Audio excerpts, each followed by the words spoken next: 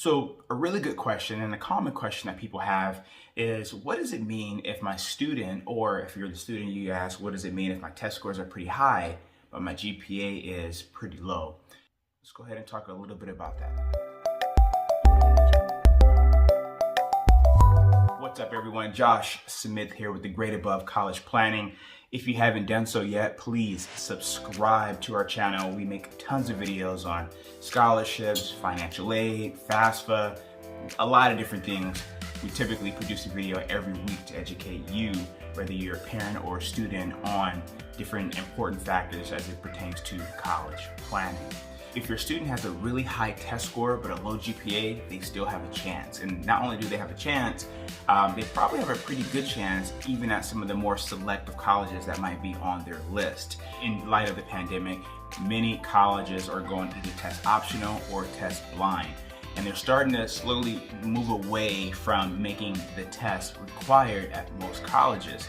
And if you don't understand the difference between a test optional school or a test blind school, I'll put a link in the description of a video that I did not long ago talking about the difference between test optional and or test blind.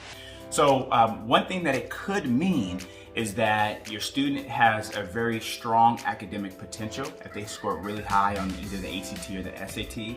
And they could be a bit of a slacker, a smart slacker when it comes to their work ethic and discipline. And your transcripts, as well as your test scores can tell the most transparent story because there's trends that are in your transcripts.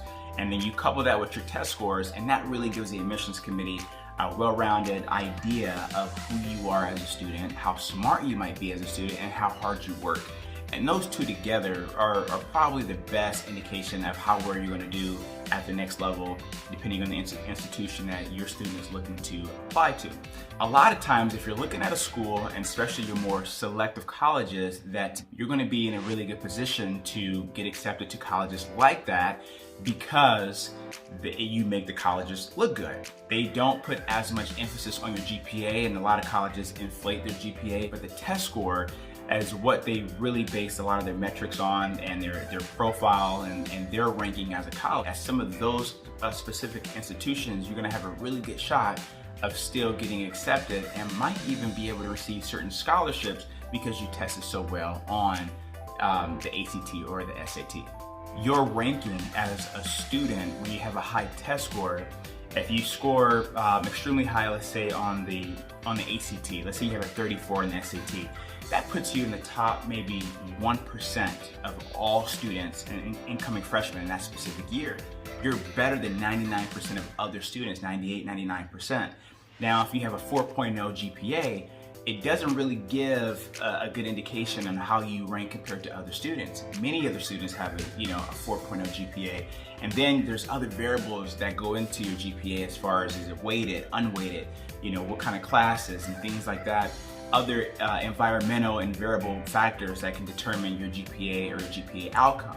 So it doesn't really give the college an indication of where you stand if you have a high GPA as it does when you have a really high test score. Immediately the test score will show that this kid, based on the test, is better than X amount of percentage of students, and that can entice a college to want you even more.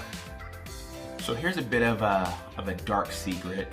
Statistically speaking, students who typically have a higher test score and a low GPA tend to come from more affluent families. Colleges know that. So from a pure acceptance aspect, if you have a really high test score and a low GPA and you're applying to the more selective and or pricey universities, you're probably going to have a really good chance of getting accepted because A, you're going to make the college look good based on your student having a high test score, and then B, the colleges are evaluating their return on investment when they accept any student who might not need financial aid or support paying for college because they know statistically kids that have a high test score and a low GPA are coming from more affluent families. There's always exceptions to the rule, and that can also increase your chances of getting accepted into the more selective and pricier universities.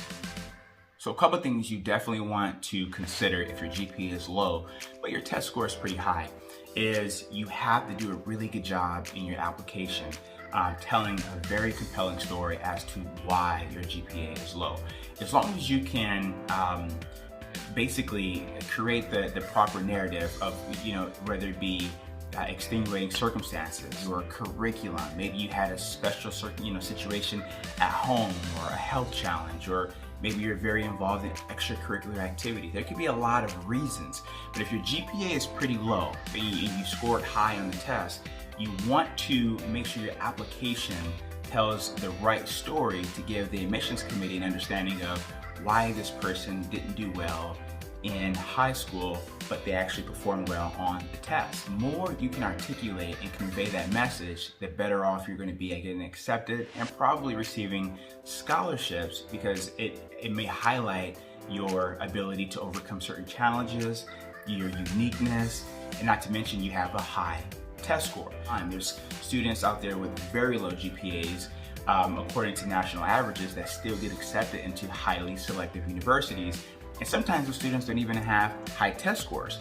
So you still have a shot of getting accepted into the school of your choice and the school of your dreams, but you have to do a really good job of communicating your message and your story to the admissions committee in a way that, gives them the right perspective, and it wows them in the sense that, oh, I understand now why this kid finished at this particular level compared to these other kids, because their situation or their curriculum or their schedule or their circumstances, whatever the situation might be, was that challenging or is that much more challenging, and I think they did pretty well given the circumstances.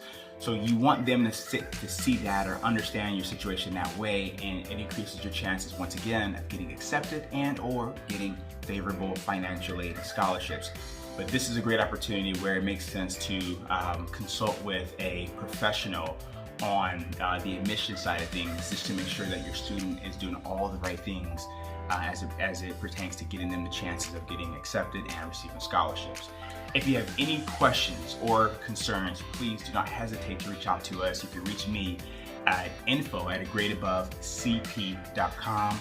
Once again, my name is Josh Smith. Thanks so much for checking this video out. If you like it, give it a thumbs up. If you have questions, comment below, or you can email us. And be on the lookout for some more information to come. We'll talk to you all soon. Thank you.